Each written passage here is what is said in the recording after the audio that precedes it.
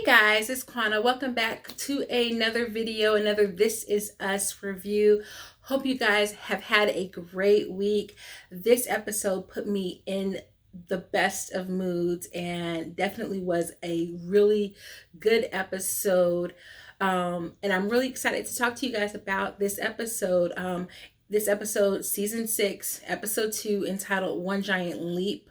Of course, we got a little play there, One Giant Leap for Mankind, the moon landing, Nick and Sally's storyline, but it also kind of plays well with last week being the Challenger episode. And I just really enjoyed this episode. It was really simple, really streamlined, very heavily Nicky, Sally centered, but also extremely heavily Rebecca centered, and we're going to talk about that. And then also we got a little side story with Deja.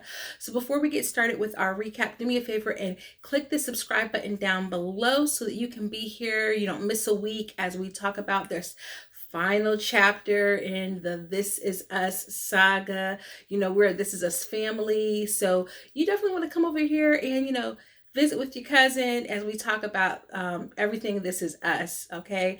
So let's go ahead and just dive right into this episode. I'm going to try to keep my recap really short and just more or less give you more review. So just to recap, Rebecca and Miguel, they take Nicky on a road trip to go and finally reunite with Sally. This is definitely picking up right where last week's episode is left off, and they're going to visit Sally. If you don't remember, Sally was the young lady from Nicky's past that he's basically waited 50 years of his life for, and he's going to go ahead and take a chance on love and go and meet Sally. He's been spying this woman on Instagram. He thinks he's found her, and they're on the way. On the way there, Rebecca and Miguel, they hear Hooked on a Feeling in the radio, and they're singing, and it takes her back to memories of her and Jack. I think that I really like the way that they segued into the flashback this week. A lot of times when we get the flashbacks with Rebecca and Jack, it's just a streamline. There's something in their storyline that parallels what's going on for that week. This time it felt a little bit more intentional. It's actually a memory that's bringing them into the flashback and not just a parallel storyline. And I think this is a much more natural way to bring in Jack because we've really firmly established who Jack is. I don't think we can deviate too much. They've given so much, especially seasons 2 and 3, to Jack's storyline that I don't think there's a lot new to learn about Jack. Instead, I think what we can get more about Jack is just his significance to the people who loved him and how his memory is impacting them currently. And I thought that this was a nice way to do that. We get her being young and carefree as they're living life pre-triplets, and they're, road tripping, and they borrowed a convertible and they're riding with the top down and they're just having a good time. And it's more about the feelings that she felt being that young woman. Contrast that, here she is as an older woman going through Alzheimer's. She's older, she's looking older, which bravo to the makeup department. They're starting to kind of figure out where they want to keep Rebecca, and I feel like it's more consistent. And I think that's going to really play into my assessment overall of this evening's episode. But we just kind of see her insecurities with not just losing her memory, but also her looks in this episode going away and her getting older. And so I thought that paralleled really nicely. When they finally make it to Sally's, for a second, I was like, oh no, this is not Sally, and we're going to deal with Nicky having another letdown. But it actually was Sally. And I almost thought she didn't remember him, and then vaguely she remembers him. Definitely Sally meant more to Nicky than Nicky meant to Sally. Sally has lived a full life. She was a wild child. She was open and spreading love, free love all throughout the eastern border, and she is married now. And she invites, Miguel and Rebecca and Nicky for dinner. This is the most awkward dinner in the face of history, where you have this man who's been pining for you for 50 years and you're inviting him into your home to eat with you and your husband. But things start to kind of go better after a very awkward moment in which Sally makes a joke about, not having Alzheimer's, but having like losing her memory, but she's joking.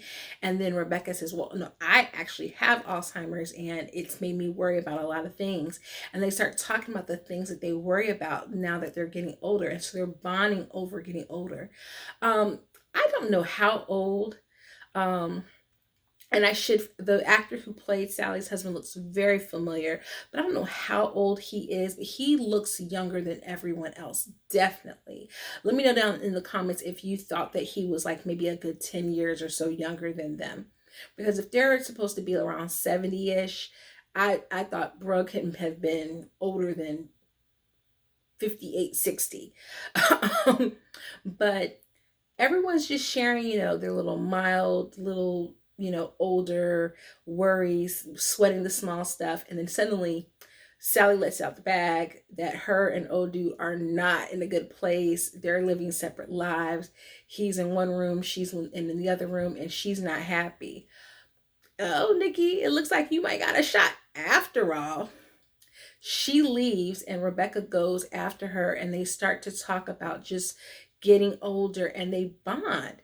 And so I'm like, oh, okay, Rebecca's gonna make a girlfriend out of this situation. And I still think that that might happen. Like there's really some clues there that she's gonna walk around with a good friend. They bond over getting older and they take some pictures together. And at the end of the night, Sally's like, take a picture, and they, BFFs, and they're hugging. It was so great to meet you and all these great things. Nick comes in, gives Sally a hug. He's like, oh, we gotta go. And he sees a picture of himself from that summer on the wall. He finally feels like, okay, well, at least he knows he meant something to her too, even if it's too late for them. At least he meant something to someone. And I think that's really all Nicky needed. He just needs to know that he's important to people and that he was cared about throughout all of his hardships of life. And so they leave. Miguel, hats off to Miguel this episode. He just keeps showing up time and time again that he is just a solid dude, which I have always known, but a lot of people were on the Miguel hate train of like, how are you going to get with your best friend's woman and all these kind of things. But I think everybody is finally trying to see that Miguel is really there for Rebecca and supporting her. And one of the things that, Rebecca confided into Sally is that she stopped salsa dancing with Miguel because she was worried about being judged because she was older. But her and Miguel started getting a little hot and heavy, kissing and talking in the car and connecting. And, she's like, I want to go salsa dancing again. I don't want to, you have a lot of hardship that you're going to have to face dealing with me and losing my memory, but let's make some positive memories together. You didn't get the best of me, but we can make it the best time. And that was just an awesome moment to have. I'm going to say it again, what I said last week, which is this season, I think we're going to get a lot of Rebecca. From how good Mandy Moore looks in the Rebecca makeup that you forget that you're looking at Mandy Moore, who is young and vibrant, that young, vibrant woman that we're seeing in the flashback. This is the same person. They are going to be hitting us with that, I think, all season long, episode after episode, making the viewers and the Emmy board remember that this is the same actress and that she is pulling off playing this older role so convincingly so that she can finally get her Emmy. I am saying it now. If she doesn't get the Emmy this season, they're going to have to pull it. It's going to have to go to someone who has done a monumental job because she is just really hitting it on all cylinders, I think. And I think that they're going to really highlight her with some major storylines, some waterworks heavy this season. The B storyline is Deja. Deja's supposed to be going to a little girlfriend's house and she's on a bus and she's sneaking up to go see her boo babe in Harvard. She also gets to meet, the baby mama, Jennifer. And it's just a nice little excursion. We get to see that, Malik is doing what he's supposed to be doing. He's in school. He's taking care of his daughter. He's not out there playing the field. He is still being an upstanding guy. We don't know yet if she and Malik are still together in the future.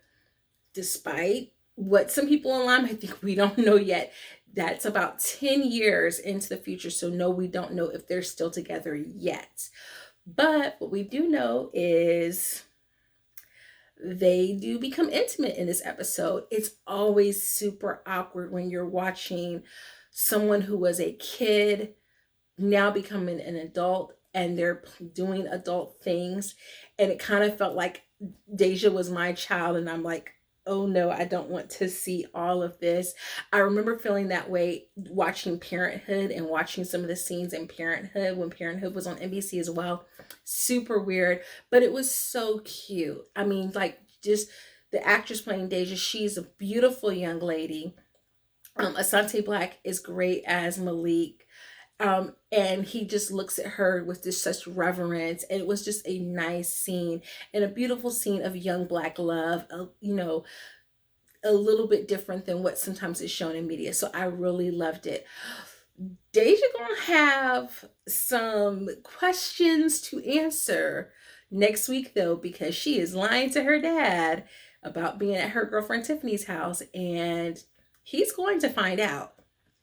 And all HE double hockey sticks is going to break loose. So now we kind of know what they're going to do for Randall this season, because he doesn't really have much more growth that he can have. It's going to be really heavily focused on him and these girls. What we do know is that they seemingly have a very beautiful relationship in the future. So whatever happens, I think it's going to still be a very solid relationship. So, but it was really sweet to see Deja have that happy moment with Malik, because it, you know, you don't get much of that on television. So that was really, really sweet. It was an interesting mix to have the focal point be Deja and then like Rebecca and Nicky. I thought that was just an interesting way to blend those episodes. I was glad to get the Deja storyline. I'm still hoping that we get some good, solid Miguel. They mentioned about Miguel, you know, being from Puerto Rico, them doing salsa. It would be delicious for us to get a young Miguel living in Puerto Rico episode. Please, please, and thank you. Fingers crossed. I really am like begging for that. I'm okay. No offense to Tess. I'm okay if we don't necessarily get a Tess storyline, because Tess as a teenager was just a whole big old mess. But I hope that they let Annie shine a little bit this season. Annie, because she's so young, hasn't really had much to do. That I hope we get a little bit with Annie, maybe with her trying to follow in her mother's footsteps of dancing, something with Annie. Give Annie something. I hope we get some Rebecca and some more Rebecca. I hope we get some Beth and Randall. But I definitely stand by my assessment that I think this season is going to be very, very much Rebecca's season. They are putting her, they're like, okay, we're hedging our bets, people, and Rebecca is going to be the person who we're going to go after, put all of our energy behind giving her a good storyline so that Mandy Moore can get an Emmy. I'm calling it now. If I'm wrong, we're not going to talk about that, okay? All right, so this was just a solid episode, very beautiful. The surprise of the evening, I saw the beginning credits, and I saw Vanessa Bell Calloway, which I love Vanessa Bell Calloway so much. One of my favorite actresses of all time. And I was like, oh, are we going to get like Jennifer's mom in it? And then I never saw her, and I forgot all about it. And then suddenly we have Nicky. At the end of the episode, Nicky decides he's going to head back out east. So now we're going to see Nicky rejoin the East Coast family as they get ready to break ground on the new cabin. So now we're getting a little bit about the new cabin being built, which means we're going to get the storyline and figure out exactly who is starting the Pearson construction company and all of that. And maybe it's going to be Nicky and Kevin in business together. I'm calling that. He's like, I've got to go help your meathead son with this. He needs an adult around. So, we know he's going to be there. He's on the plane and he's talking to this lady. And I'm just thinking, just a little cutesy little Nicky, moment, because Nicky is such a comedic, lighthearted character that they've brought on. He's kind of taken the place of what Toby used to be in terms of that lighthearted comedic character.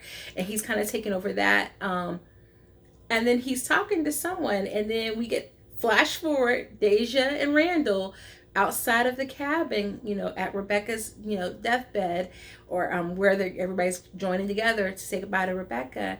And then here comes the car pull up, and he's like, look who it is. And all of a sudden he says Edie, and then we hear Nicky say Edie on the airplane, and it is Vanessa Bell Calloway.